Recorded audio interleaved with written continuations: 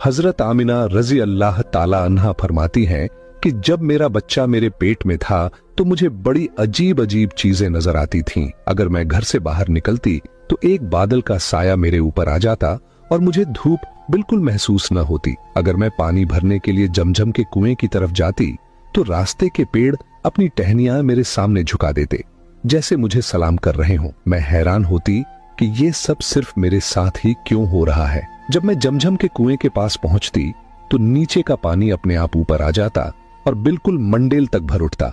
फिर मैं अपने हाथों से ही बाल्टी पकड़कर पानी निकाल लेती। मक्का की औरतें मुझे कुएं के पास रोक लेती और जाने न देती।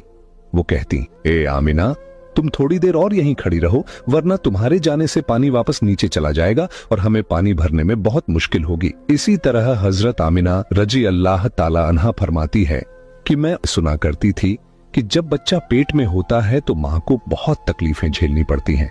कभी हाथ पांव में दर्द, कभी सर दर्द, कभी उल्टी, कभी बुखार और कभी चिड़चिड़ापन। ये सारी बातें सुनकर मैं सोचती कि अजीब है, मुझे तो पूरे 9 महीनों में कोई तकलीफ नहीं हुई। यहां तक कि जब तक मेरा बच्चा पेट में रहा मुझे सर दर्द तक न हुआ। हजरत आमिना को अजीब अजीब ख्वाब भी आते थे। वो फरमाती हैं कि जब मैं रात को सोती तो मुझे ख्वाब आता कि मेरे जिस्म के अंदर से एक नूर निकला है और उसने पूरी दुनिया को रोशन कर दिया है। ये सब देखकर मुझे यकीन हो चुका था कि मेरे पेट में जो बच्चा है वो यकीनन कोई आम इंसान नहीं, पैगंबर हजरत मोहम्मद मुस्तफा सल्लल्लाहु ताला अलैहि वसल्लम जब अपनी मां हजरत आमिना रजी अल्लाह ताला अन्हा के पेट में थे तो एक रोज आपकी दादी ने आपके दादा को इशारे से बुलाया और कहा, क्या आपको मालूम है ये बहू आमिना बहुत महंगा इत्र लगाती है।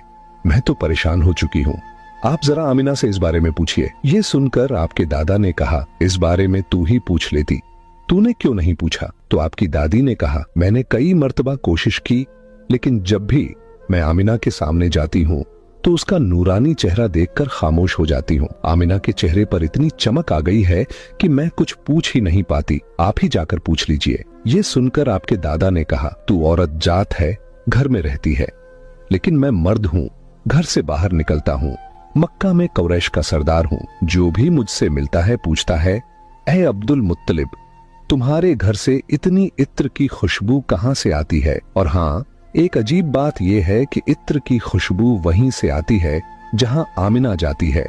अगर आमिना रसोई में जाती है तो खुशबू वहीं से आती है, अगर गुसलखाने में जाती है तो खुशबू वहीं से आती है, अगर बैठकी में जाती है तो खुशबू वहीं से आती है।